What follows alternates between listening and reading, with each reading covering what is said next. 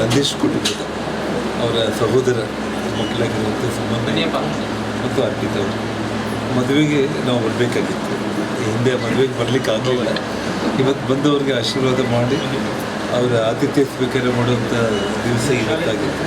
ಹಾಗಾಗಿ ಅವರಿಗೆಲ್ಲ ಶುಭ ಹಾರೈಸಿ ಅವ್ರ ಇಡೀ ಕುಟುಂಬಕ್ಕೆ ಒಳ್ಳೆಯದಾಗಿ ಮತ್ತು ಸುಮನ್ ನಾಯಕ್ ಅರ್ಪಿತ ಅವರ ಬಾಳಲ್ಲಿ ದೇವರು ಬಂಗಾರದಂಥ ಆಶೀರ್ವಾದ ಮಾಡಿ ಒಳ್ಳೆಯದಾಗಲಿ ಅಂತೇಳಿ ಶುಭ ಹಾರೈಸೋದಕ್ಕೆ ಇವತ್ತು ಬಂದಿರುತ್ತೆ. ಅಂದರೆ ಇವತ್ತು ಮೈಸೂರಲ್ಲಿ ಇನ್ನೊಂದು ಕಾರ್ಯಕ್ರಮ ಇತ್ತು.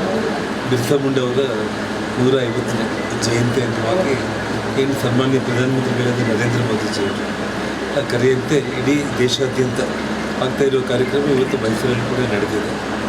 ಸೊ ಬಿಹಾರ್ ಚುನಾವಣೆ ಇವತ್ತೇನು ಒಂದು ಡಬಲ್ ಸೆಂಚುರಿ ಅಂತ ನಾವು ಹೇಳ್ಬೋದು. 200ಕ್ಕೂ ಹೆಚ್ಚು ಸೀಟು ಗೆಲ್ಲೋದ್ರ ಮೂಲಕ ಮಾಧ್ಯಮಗಳ ಒಂದು ಊಹೆಗೂ ಮೀರಿ ಇವತ್ತು ಅದು ಜನರು ಆಶೀರ್ವಾದ ಮಾಡಿರುವಂಥದ್ದು.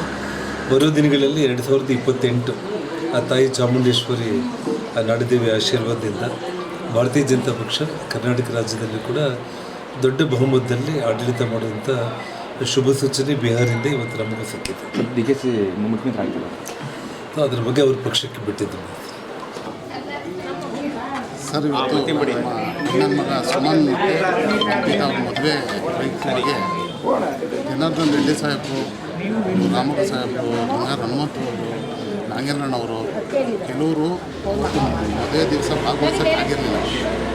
ಬಟ್ ಇವತ್ತು ಬೇರೆ ಕಾರ್ಯಕ್ರಮ ಇರೋದ್ರಿಂದ ಹಾಗೆ ನಮ್ಮ ಮನೆಗೆ ಒಂದು ಅತಿಥಿ ಸಂಸ್ಕಾರ ಬರಲೇಬೇಕು, ನಮಗೋಸ್ಕರ ಸಣ್ಣದಾಗಿ ಏನೋ ಒಂದು ಟ್ರೀಟ್ ಇಟ್ಕೊಂಡಿದ್ದೀನಿ ಅಂತ ಹೇಳಿದ್ದೀವಿ. ನನ್ನ ಮಾತು ಗೌರವ ಅತಿಥಿಯ ಸ್ವೀಕರಿಸಿ ಹೋಗಿದ್ದಾರೆ.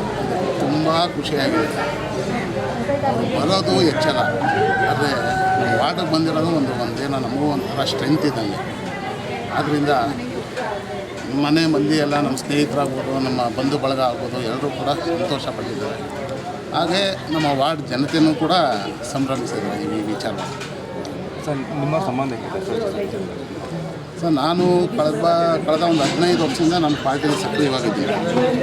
ಸಕ್ರಿಯವಾಗಿ ಇದ್ಕೊಂಡು ನಾನು ಪಾರ್ಟಿ ಕೆಲಸ ಮಾಡಿಕೊಂಡು ಈ ಕಳೆದ ಬಾರಿ ನಮ್ಮ ಅಣ್ಣನ ಮಗನ ಮದುವೆಗೆ ಎಲ್ಲ ಥರ ಲೀಡರ್ಗಳು, ಆಮೇಲೆ ಸುದೀಪ್ ಸರ್ ವಿಶೇಷವಾಗಿ ಬಂದಿದ್ದು. ಅವ್ರ ಜೊತೆಗೆ ಇವರು ಜೊತೆಗೂಡಬೇಕಿತ್ತು. ಆದರೆ ಅದು ತಪ್ಪಿದ್ರಿಂದ ಇವತ್ತು ಬಂದು ನಮಗೆ ಆಸೆಯನ್ನು ಪೂರೈಸಿದ್ದಾರೆ. ಅದಕ್ಕೆ ಯಾವತ್ತಿದ್ರೂ ಅವ್ರಿಗೆ ಚರುವಣೆಯಾಗಿತ್ತು.